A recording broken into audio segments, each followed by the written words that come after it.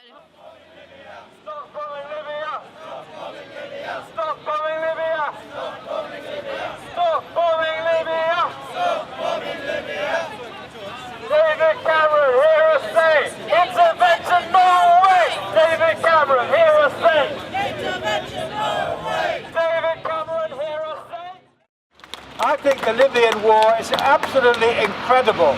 We seem to have, down the Mediterranean, we say that we're supporting innocent people in one country and we're ignoring that in another country.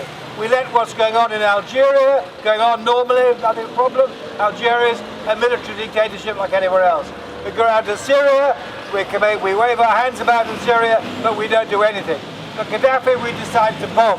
Who decides to bomb? The British people never decided to bomb. Anybody who's ever read the UN Charter, and very few have, will know perfectly well that this is an illegal war.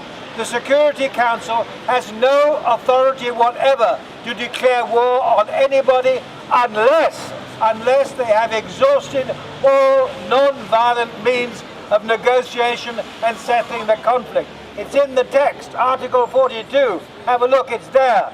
Nobody ever thought about other ways of settling this. We're here today actually to protest about the continuous bombardment of Libya and the involvement of NATO forces in Libya. We think that actually the NATO forces has nothing to do with Libya and should leave Libya immediately and leave the people of Libya to decide their own future as well. And also the history of intervention, the military intervention, not only in Libya but in Iraq and Afghanistan. Everywhere the American and British forces went, we see destruction, total destruction of these countries as well. So, we are here to protest against the military intervention, and we think that the people of the Middle East should decide their own future without intervention from the West. I'm Sami from the Stop the War Coalition.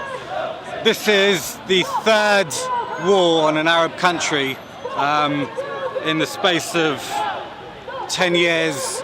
The reasons that they give are the same. It's basically a resurrection of the liberal interventionist policy, which has been proven time and time again to be a sham. If you actually examine all the reasons we're going into Libya, it doesn't take more than 5 minutes to realise that they're bogus. I mean, the main reason that we're given is that we need to help the Libyan people. Now, this is an absurd claim. We were arming Gaddafi. He was one of our allies. We were doing roaring trade with him. Any suggestion that this is to help the Libyan people is a complete canard. That's not the real reason we're going in. So if you actually want to know what the real reason we're going in, you notice quite immediately that Libya is swimming in a lake of oil. We have some major economic interests. Many of the Western imperial powers have oil corporations which have ties with Libya.